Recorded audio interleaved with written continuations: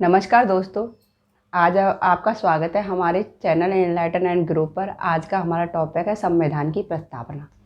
हम पहले संविधान के बारे में पढ़ चुके हैं। हमारा संविधान बनने में बहुत सारा समय लगा था। वो समय 2 वर्ष 11 माह 18 दिन। तो संविधान बनने में समय लगा था।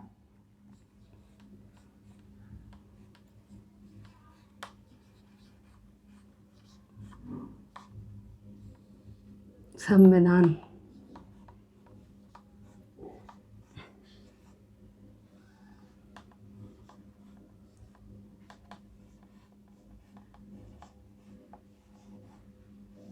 समय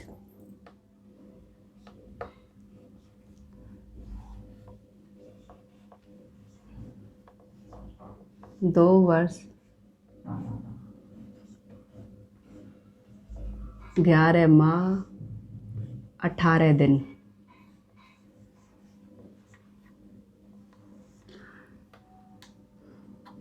हमारा संविधान 2 वर्ष 11 माह 18 दिन में बनकर तैयार हुआ। जब संविधान बनकर तैयार हुआ तो इसमें सबसे मुख्य पॉइंट था हमारे संविधान की प्रस्तावना। प्रस्तावना एक सबसे प्रमुख अंग है हमारे संविधान की। इसे छोटा संविधान भी कहा जाता है। और हमारे संविधान में प्रस्तावना को सब लोगों ने अलग अलग उपाधियाँ दी हैं। कुछ लोग इसे संविधान की प्रस्तावना को आत्मा व हृदय कहा गया है। तो यह हमारे संविधान की आत्मा व हृदय, हम प्रस्तावना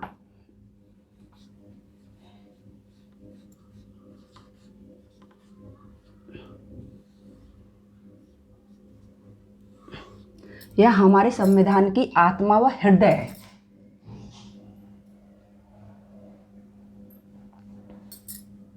प्रस्तावना हमारे संविधान की आत्मा व हृदय है।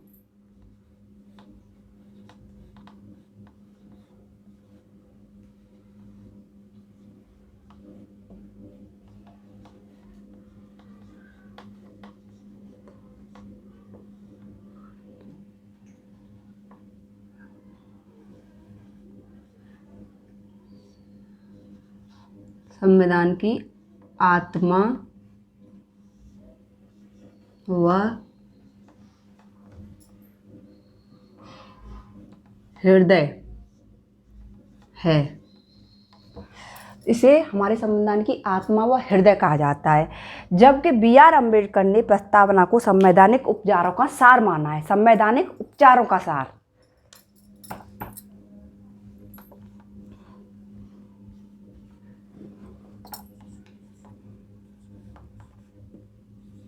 संवैधानिक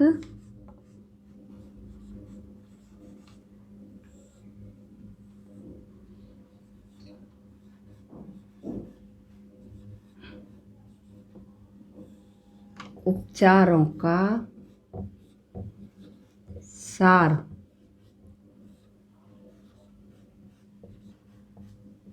माना है। किसने माना इसे संवैधानिक उपचारों का सार? Doctor B.R. अम्बेडकर ने। Doctor B.R. अम्बेडकर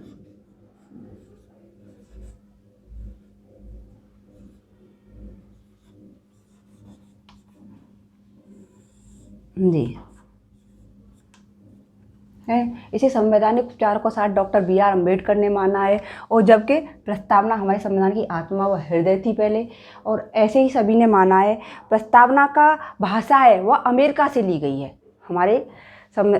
प्रस्तावना का स्रोत अमेरिका से लिया है और भाषा ऑस्ट्रेलिया से ली गई है। तो हमारे संविधान की जो प्रस्तावना है उसका स्रोत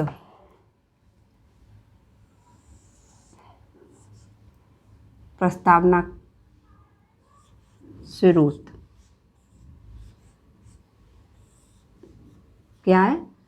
USA, अमेरिका।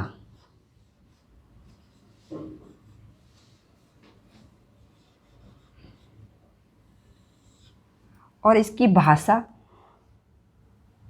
इसमें ही हम पढ़ेंगे भाषा। प्रस्तावना की जो भाषा है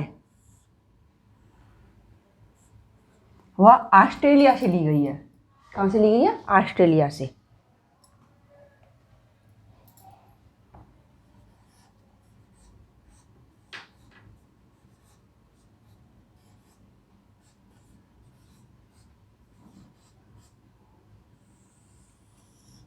ये मुख्य पॉइंट हैं और ये सब एग्जाम के उससे विशेष मुख्य हैं, साथ ही साथ याद भी करें और नोट भी करें। ऑस्ट्रेलिया से ली गई है और ये अमेरिका से इसका स्रोत है। अब हम आगे पढ़ेंगे हमारे प्रस्तावना का आधार। प्रस्तावना का आधार पंडित जवाहरलाल नेहरू उद्देश्य प्रस्ताव के आधार अपने उसमें उद्देश्य प्रस्ताव के आधार पर वही मुख्य आधार बनाता। तो पंडित जवाहर, इसे नोट करने के बाद अब लिखेंगे हम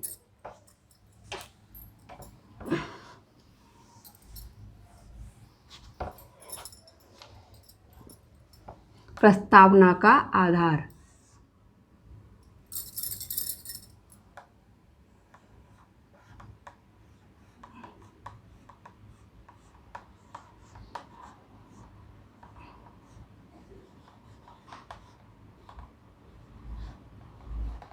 प्रस्तावना का आधार।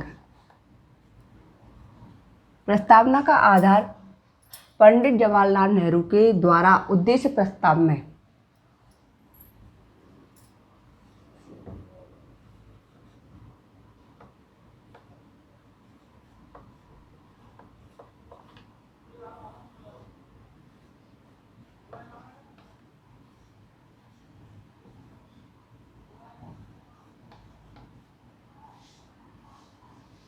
नेहरू द्वारा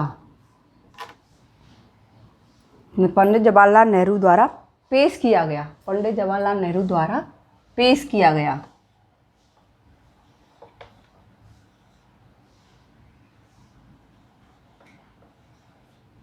पंडित जवाहरलाल नेहरू द्वारा पेश किया गया और यह उद्देश्य प्रस्ताव कब पेश किया गया? 13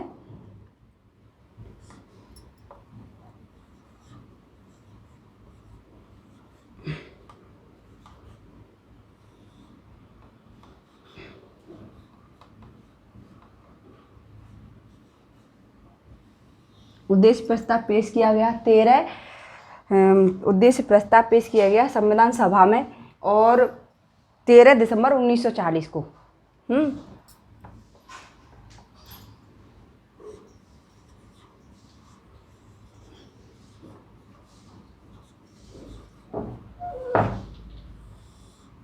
13 दिसंबर 1946 को कहाँ पे पेश किया गया था? संविधान सभा में।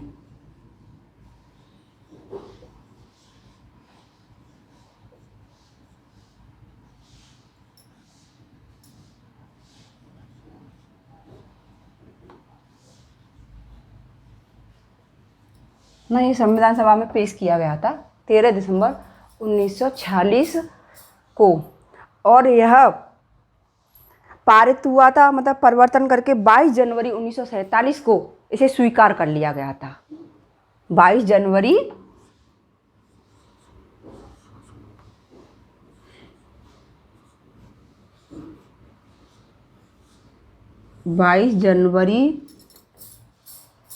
1947 को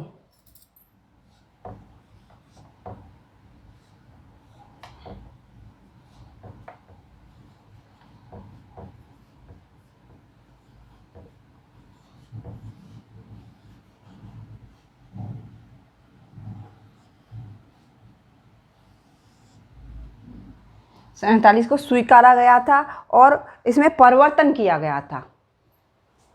और स्वीकारा गया और इसमें परिवर्तन किया गया। स्वीकारा और इसमें परिवर्तन भी किया गया था।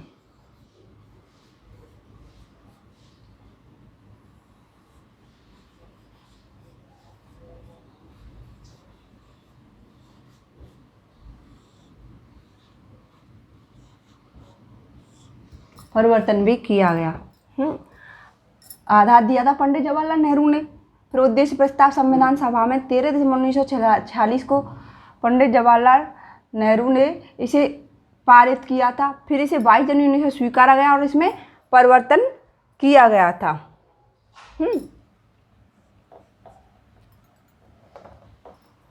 और फिर इसके बाद हम पढ़ेंगे इस प्रस्तावना के 4 मूल तत्व। 4 मूल तत्व पढ़ेंगे।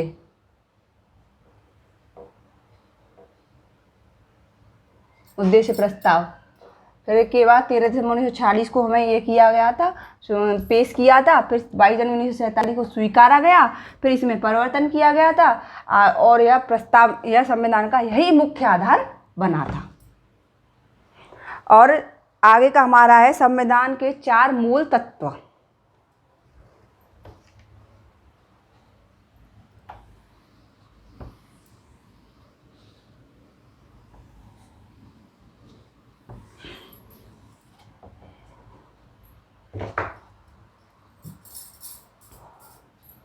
प्रस्तावना में 4 मूल तत्व लिखे गए थे।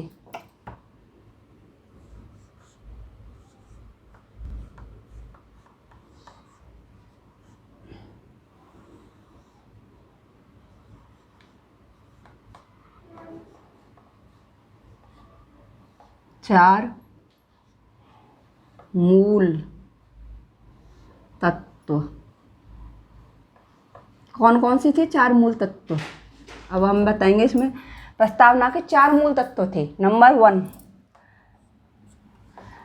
1 में संविधान के अधिकारों का स्रोत। संविधान के अधिकारों का स्रोत दिया गया था। संविधान के अधिकारों का स्रोत।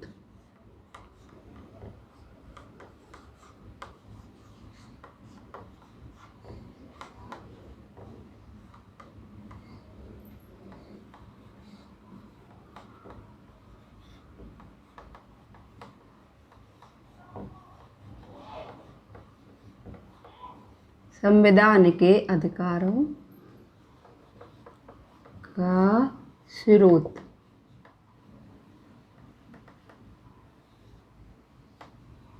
अधिकारों का स्रोत मतलब भारत के लोगों की शक्ति अधिकृत है। इसमें भारत के लोगों की शक्ति अधिकृत है।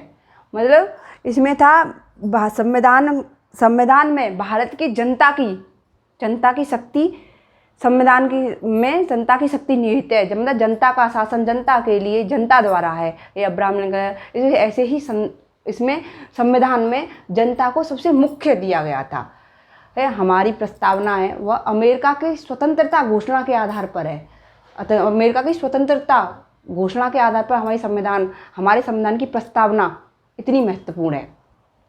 तो इसमें जनता की शक्ति निहित है। संविधान में भारत की जनता की शक्ति निहित है।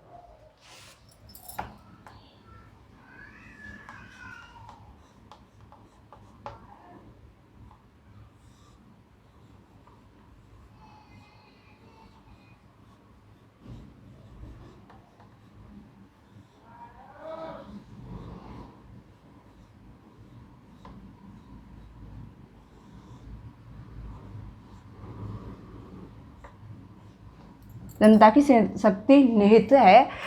यह में भारत के लोगों की शक्ति अधिकृत करता है। नंबर 2 हमारा पॉइंट होगा भारत की प्रकृति।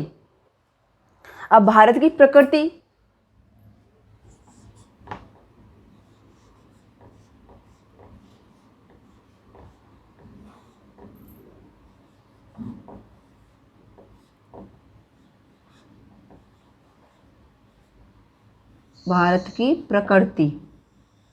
अब भारत की प्रकृति कैसी है?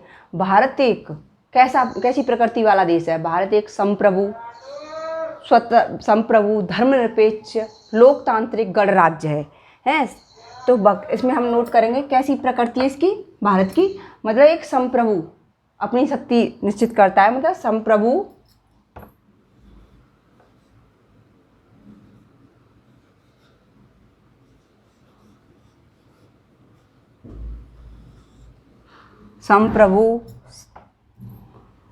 समाजवादी,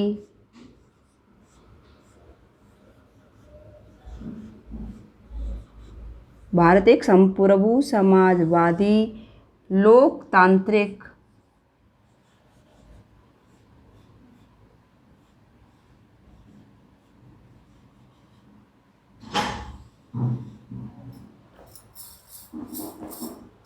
लोकतांत्रिक, धर्मनिरपेक्ष,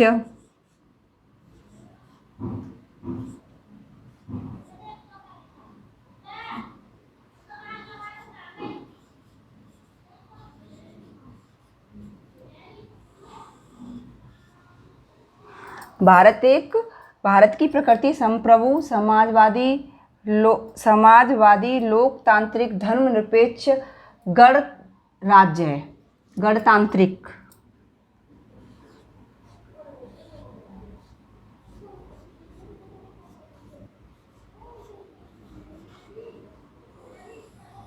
गणतांत्रिक राज्य है।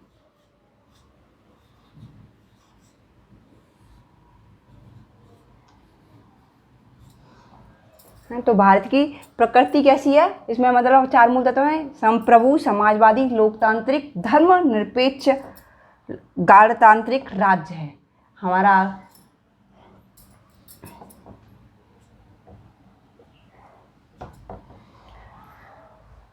आगे हमारा आगे का इसमें आएगा कि संविधान का उद्देश्य। हमारे संविधान के क्या क्या उद्देश्य हैं? हमारे संविधान के 3 उद्देश्य हैं।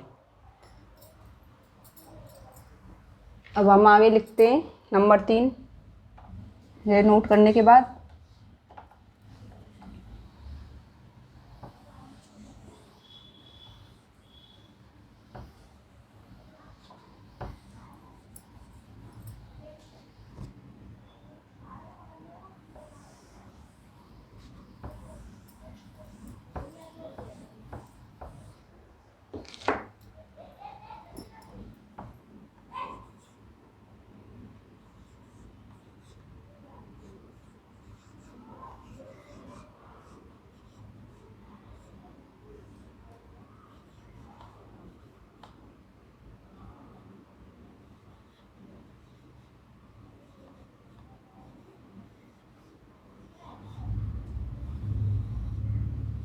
उद्देश्य क्या है हमारे संविधान का उद्देश्य? न्याय, स्वतंत्रता, समानता, बंधुत्व। क्या है? 4 हैं: न्याय,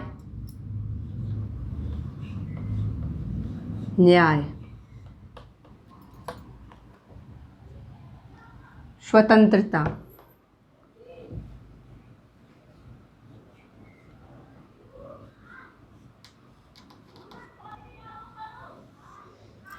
समानता,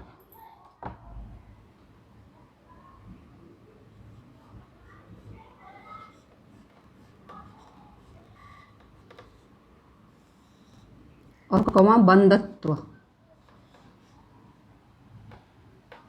बंधुत्व।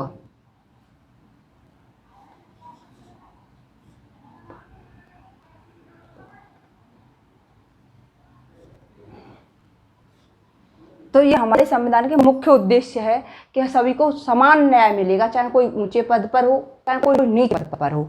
और स्वतंत्रता, सभी को स्वतंत्रता है, कोई भी उद्योग करने की, बोलने की, कोई भी नौकरी प्राप्त करने की, सभी को समान अवसर दिया जाएगा, चाहे वो कैसा भी हो, मजदूर हो, सभी को समान मिलेगा अवसर हर नौकरी में प्राप्त करने के लिए, अपना जगह लेने के लिए, कोई उद्योग खोलने के लिए, कोई व्यवसाय स्टार्ट करने के लिए सबको समान वो दिया जाएगा, अवसर दिया जाएगा। जबकि ये नहीं है कि अमीर है तो उसको ज़्यादा दिया जाएगा। यह हमारे संविधान में मुख्य उद्देश्य दिया गया था, सभी को बराबर का अधिकार दिया जाएगा। और बंधुत्व तो सभी में भाईचारे की भावना रहेगी, और कोई भी किसी पर ऊंच नीच का और उसका वो ऊंच नीच का वो आरोप नहीं लगाया जाएगा उस पर। सभी को प्रेम से और उसकी भावना रहेगी, भाईचारे की भावना विद्यमान रहेगी सभी में। कोई भी किसी को नीचा दिखाने की कोशिश नहीं करेगा। यह हमारे संविधान के मुख्य उद्देश्य है। और आगे का नंबर 4 हमारा पॉइंट आएगा,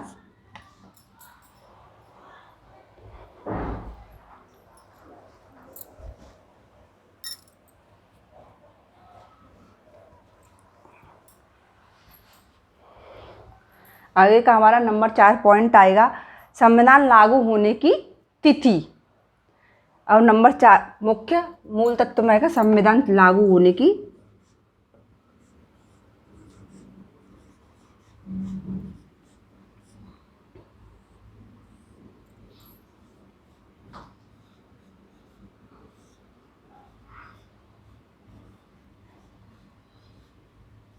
होने की तिथि।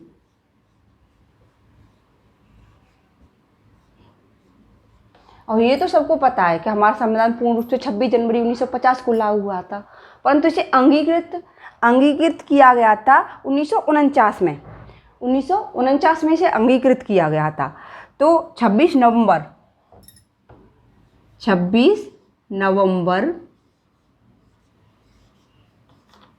1949 को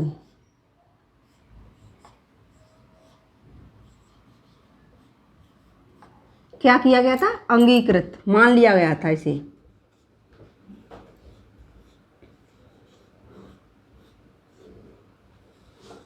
अंगीकृत किया गया था और इसे अंतरिम रूप से संविधान सभा द्वारा माना गया था।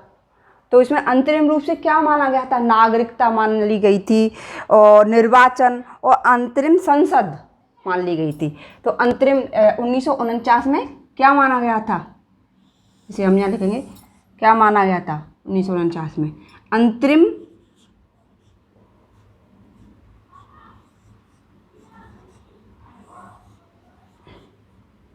अंतरिम रूप से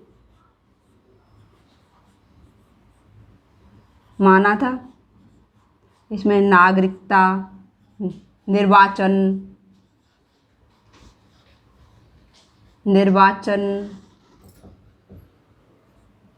नागरिकता,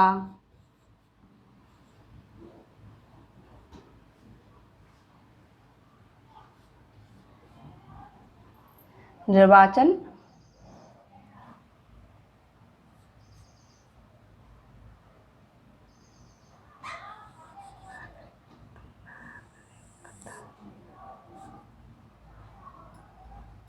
नागरिकता, निर्वाचन और अंतरिम संसद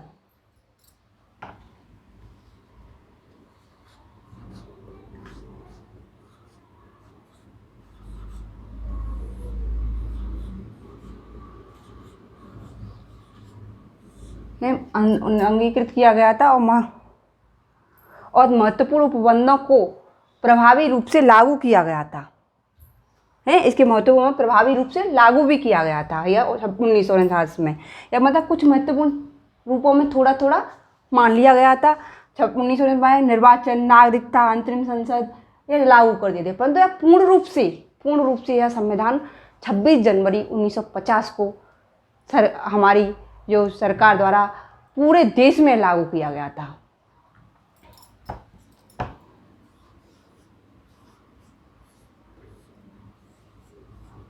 पूर्ण रूप से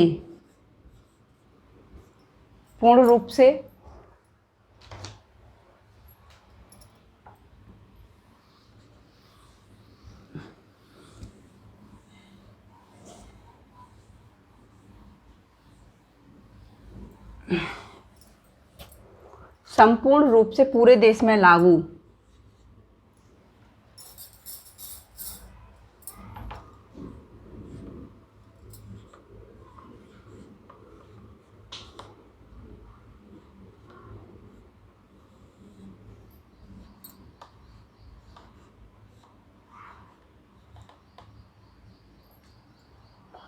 संपूर्ण रूप से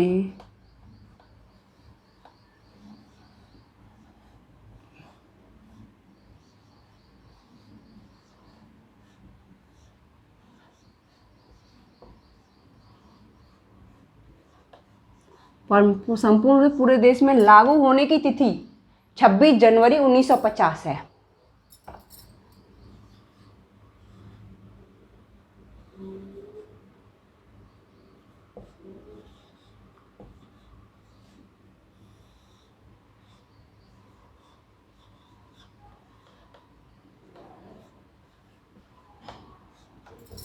छब्बीस जनवरी 1950 है।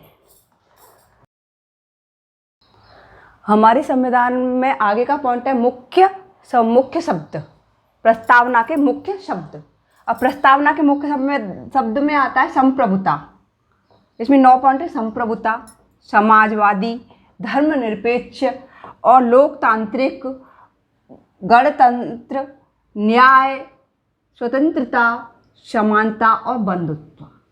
अब हम बात करेंगे संप्रभुता। संप्रभुता क्या है? हमारा संप्रभुता वह होती है जो हमारा देश किसी पर निर्भर नहीं होता, अपने स्वयं के जो आंतरिक मामले हुए, सीमा के, राज्य के बाहरी मामले हैं, इनमें किसी भी देश का हस्तक्षेप नहीं है, वह हमारे देश की संप्रभुता निहित है।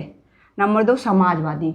समाजवादी वह तत्व है जो मुख्य शब्द है, जो समाज में सभी को बराबर का अधिकार है, चाहे कोई अमीर है, चाहे कोई गरीब है, चाहे कोई वो है, किसी का अलग स्पेशल कोई समाज होगा, उसको कोई राज्य की तरफ से या सरकार की तरफ से कोई स्पेशल फैसिलिटी या स्पेशल उसे वरीयता नहीं दी जाएगी, सभी को समाज में समान अधिकार दिया जाएगा। नंबर 3 है धर्मनिरपेक्ष। धर्मनिरपेक्ष राज्य का कोई धर्म नहीं है, हमारी देश की सरकार का कोई स्पेशल धर्म नहीं है, सभी धर्मों को समान रूप से माना जाता है और सभी धर्मों को मान्यता दी जाएगी और सभी को अपना धर्म चुनने में सब में स्वतंत्रता दी जाएगी। यह धर्मनिरपेक्षवादी मुख्य शब्द है, धर्मनिरपेक्षवादी। आगे का हमारा प्रस्तावना मुख्य पॉइंट है लोकतंत्र। लोकतंत्र मतलब सभी में अलग अलग लोकतंत्र होते हैं, एक प्रत्यक्ष लोकतंत्र, एक अप्रत्यक्ष लोकतंत्र। और प्रत्यक्ष लोकतंत्र का उदाहरण है जैसे स्विट्जरलैंड में प्रत्यक्ष लोकतंत्र की व्यवस्था है, जबकि हमारे देश में अप्रत्यक्ष लोकतंत्र है। सरकार चुनी जाती है, उसके बाद नियम लागू होते हैं, नियम लागू होने के बाद वह जनता पर फॉलो किए जाते हैं और जो भी कुछ उन्हें परेशानी होती है वह अपनी बात न्यायालय में धरते हैं और अपनी बात कहने के लिए वो स्वतंत्र हैं, इसलिए यह लोकतांत्रिक है। गणतंत्र 2 प्रकार का होता है। सभी देशों में गणतंत्र अलग अलग व्यवस्था होती है, हमारा देश एक गणतांत्रिक देश है क्योंकि यहाँ पर पहले देश होते थे, उनमें ब्रिटेन है, उसमें राजतंत्रात्मक सत्ता है, हमारे देश में गणतांत्रिक व्यवस्था है, उसमें राजा के द्वारा राजा चुना जाता है, उसके बाद जनता उन्हीं को ईश्वर के रूप में प्रतिनिधि मान के उसका प्रतिनिधित्व करती है, जबकि यहाँ पर जनता का शासन होता है। जनता अपना प्रतिनिधि चुनने के लिए स्वतंत्र होती है, वह 5 साल के बाद अपना प्रतिनिधि नहीं पसंद आए तो उसे हटा के दूसरा प्रतिनिधि अपने निर्वाचन के द्वारा चुनकर स्वतंत्र है, गणतंत्र है। न्याय व्यवस्था सभी के लिए एक बराबर है, कोई भी व्यक्ति हो अपने अधिकारों का हनन होने पर वह अपने न्याय की मांग कर सकता है। स्वतंत्रता, वह स्वतंत्र है कोई भी व्यवसाय करने के लिए, कहीं भी जगह लेने के लिए, कहीं भी अपनी भाषण देने के लिए, डिबेट करने के लिए, ये सब चीज़ के लिए वह स्वतंत्र है। समानता, सभी को समान अवसर हैं नौकरी प्राप्ति के लिए, किसी छुआछूत वगैरह किसी में ये नहीं है ये ऊंचे है वो नीचे, सभी को समान अवसर दिए जाएंगे समानता में है और आके वह अपने योग्यता के बल पर अपना पद प्राप्त कर सकता है। और बंधुत्व सभी को भाईचारे की भावना है, सभी को बराबर का अधिकार दिया गया है, सभी व्यक्ति अपने आपस में मिल जुल कर सभी धर्मों का पालन करेंगे, कोई किसी का विद्रोह नहीं करेगा, न किसी पर अपनी ज़बरदस्ती किसी भी उसको लादने की कोशिश नहीं करेगा।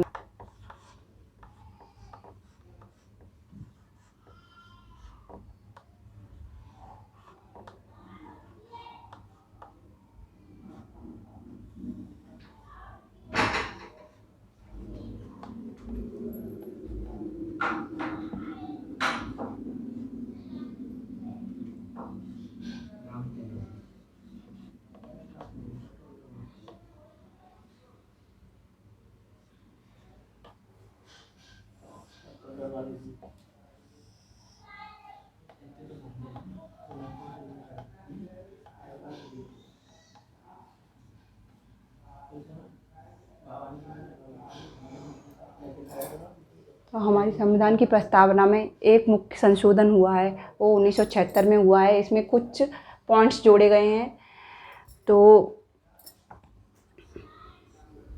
उसमें पॉइंट है पंथ निरपेक्ष,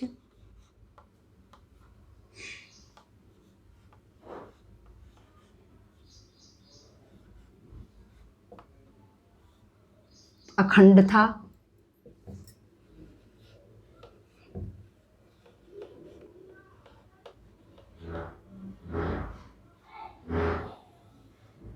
पंथ निरपेक्ष, अखंडता और समाजवाद।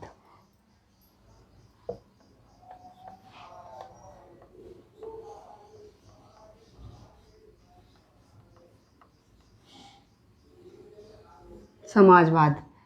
यह 42वें संविधान संशोधन में जोड़े गए थे। किस में जोड़े गए थे?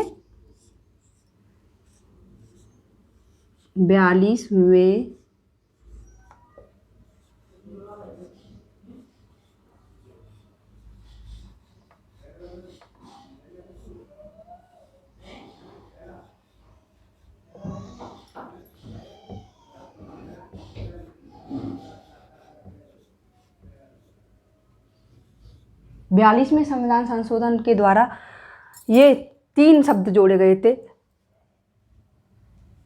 पंथ निरपेक्ष, अखंडता, समाजवाद। अब यह 1976 में जोड़े गए थे। इसे हमारे संविधान का छोटा संविधान कहा गया है, हैं? इसे क्या कहा गया है? छोटा संविधान।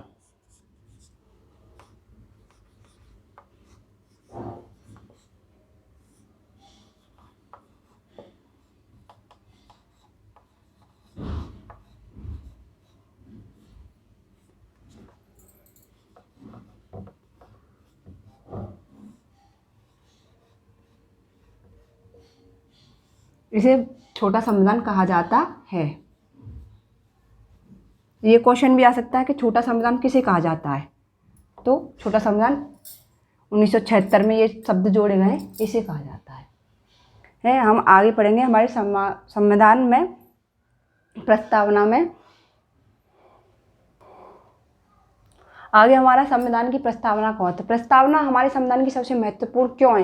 क्योंकि यहाँ पर सभी को समान अधिकार दिए गए हैं, सभी को अपने अपने व्यवसाय वगैरह और जो सब कुछ महत्वपूर्ण उद्देश्य हैं, इसमें सभी को बोलने का, भाईचारे का, संप्रभुता का, समाजवाद का, सभी को समान रूप से अवसर प्राप्त हुआ। इसीलिए इसका विशेष महत्व है। अस्पृश्यता का अंत किया गया है। इसमें कोई ऊंच नीच, कोई ऊंचे पद पर है, सभी को न्याय समान मिलेगा, सभी को समानता के अवसर प्राप्त होंगे, सभी को भाईचारे की भावना, कोई स्पेशल धर्म नहीं होगा। हमारे संविधान की प्रस्तावना में के.एम. मुंशी ने इसे प्रस्तावना को संविधान की जन्म कुंडली कहा है। के.एम. मुंशी ने कहा है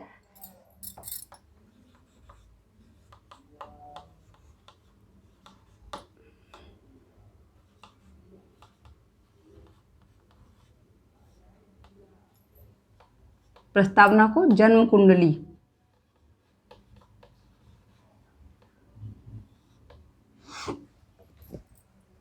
संविधान की जन्म कुंडली क्या कहा है? क्या कहा है इसको? मुख्य पॉइंट है इसमें संविधान की जन्म कुंडली।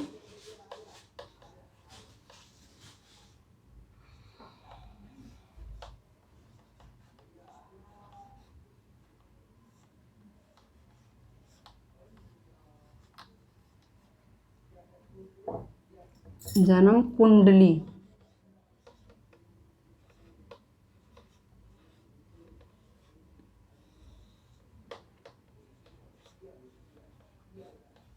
ये संविधान की जन्म कुंडली है। और प्रस्तावना के बारे में ऐसे ही सभी लोगों ने अपने अपने विचार दिए हैं। आगे ऐसे किसी ने सही से बहुमूल्य रत्न कहा है, ठाकुरदास भार्गव ने कहा है बहुमूल्य रत्न, संविधान का बहुमूल्य रत्न।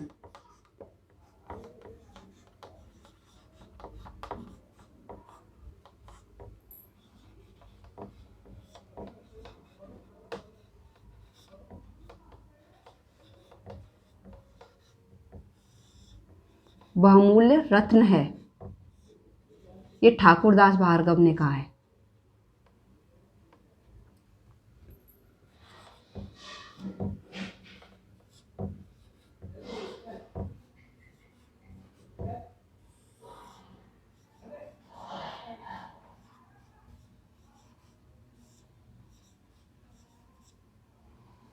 ऐसे ही आगे पढ़ेंगे हम। संविधान का परिचय पत्र कहा है? एन के पाल्की वाले संविधान का परिचय पत्र। इसे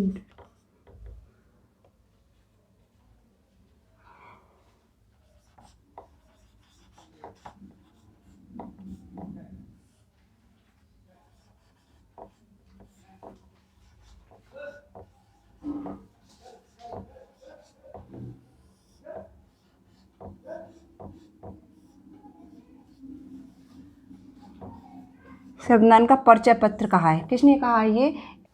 संविधान का परिचय पता है? एन.के. पालकीवाला ने कहा। ऐसे ही सभी ने अपने अपने विचार रखे हैं। पहले संविधान की आत्मा भी कहा गया था। Doctor B R. अम्बेडकर ने इसे संविधान का सार, संवैधानिक विचारों का सार कहा था। ऐसे ही हम संविधान की प्रस्तावना में इसे बहुत ही महत्वपूर्ण अंग माना जाता है। अब विचार करते हैं हम आगे का पॉइंट, प्रस्तावना संविधान का भाग है या नहीं। परंतु यह संविधान प्रस्तावना का भाग है या नहीं, संविधान प्रस्तावना के मूल में प्रस्तावना संविधान का भाग है। मूल में, संविधान के मूल में यह भाग है। क्या ये संविधान के मूल में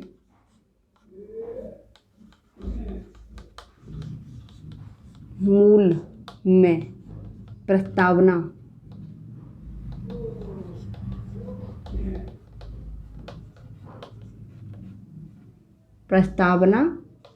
भाग है।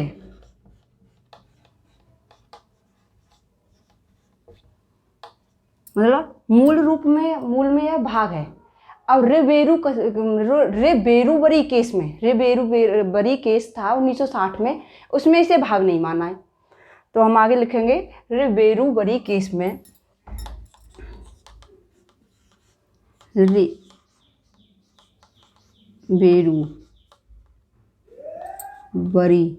रेबेरूबरी केस है जो 1960 में आया था। 1960 में इसने कहा था यह संविधान का भाग नहीं है।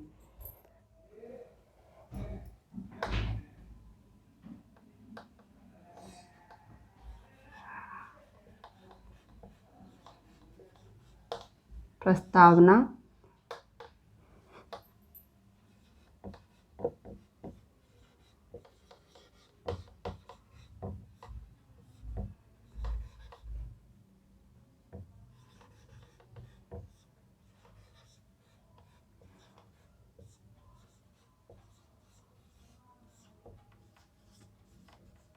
इसने कहा था प्रस्तावना संविधान का भाग नहीं है, रेबेरूबरी केस ने कहा था। जबकि केशवानंद भारती बनाम जो 1973 में आया था,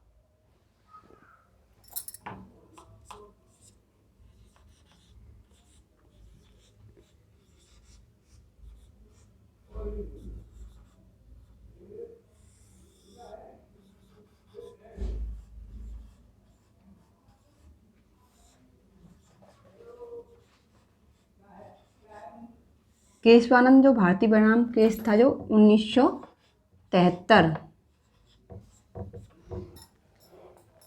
केरल केस है ये, केशवानंद भारती बनाम केरल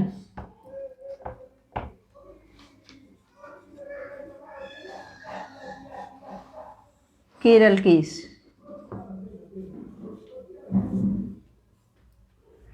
केशवानंद भारती बनाम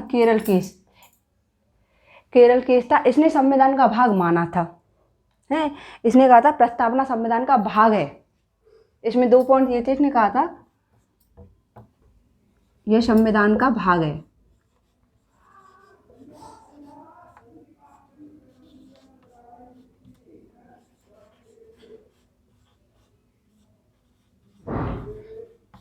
और इसमें नंबर 2 कहा था इसके मूलभूत ढांचे में परिवर्तन किया जा सकता है। मूलभूत ढांचे में परिवर्तन नहीं किया जा सकता। इसने प्रस्तावना में संशोधन किया जा सकता है, परंतु इसके मूलभूत आधार को छोड़कर, ढांचे को छोड़कर। दूसरा पॉइंट है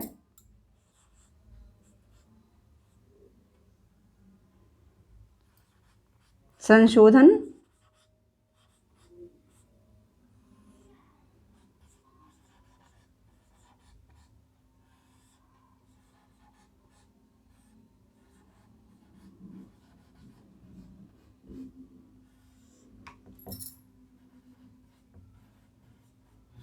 प्रस्तावना में संशोधन किया जा सकता है, और परंतु इसके संविधान के आधारभूत ढांचे को छोड़कर, संविधान के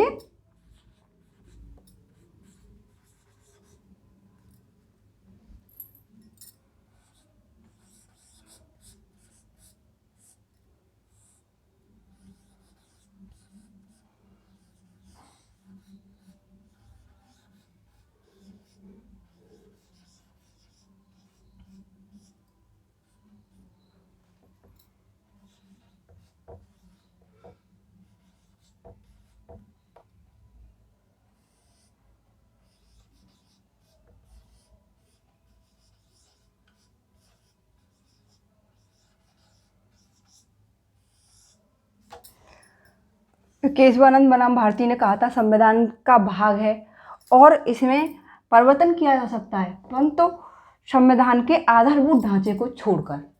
अब हमारे इसमें हम आगे पढ़ेंगे कि गोलकनाथ केस 1961, गोलकनाथ केस ने क्या कहा था।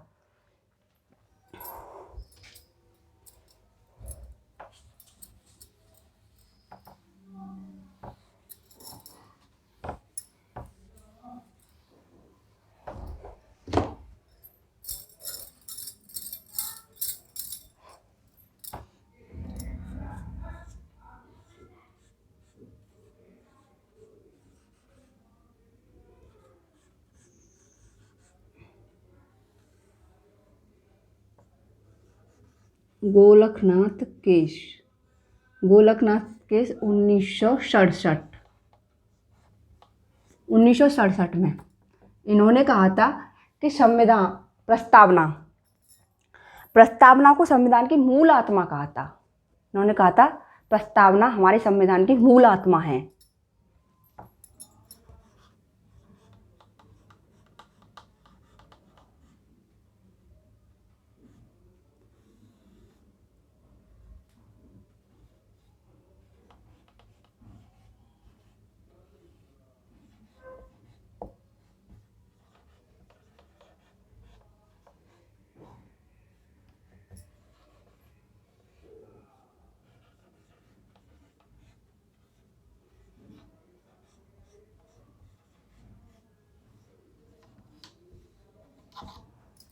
इन्होंने कहा था ये प्रस्तावना गोलकनाथ केस में कि हमारे संविधान की यह मूल आत्मा है। आगे आता बम्बई केस।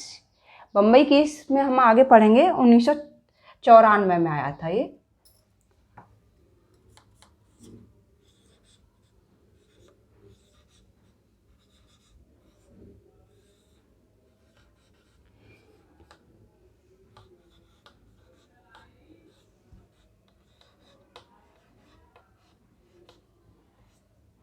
ये 1994 में बम्बई केस। इसमें प्रस्तावना संविधान का महत्वपूर्ण भाग कहा था इन्होंने। संविधान की प्रस्तावना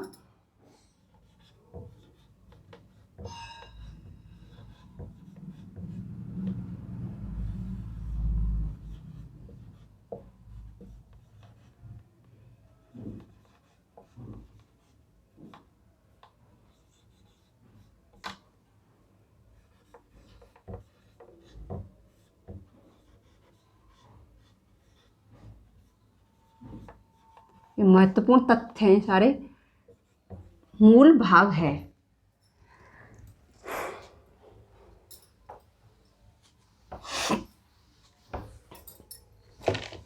ऐसे गोलकनाथ केस, बम्बई केस, ऐसे ही बहुत सारे आगे भी आए हैं, परंतु ये महत्वपूर्ण है। संविधान की प्रस्तावना में हमने पढ़ा, और ऐसे हमारी प्रस्तावना को अमेरिका की स्वतंत्रता की घोषणा के बराबर अधिकार दिया गया है। आज के लिए इतना ही काफ़ी है। हमने आपके सामने वो संविधान के बारे में और प्रस्तावना के बारे में पढ़ा। धन्यवाद।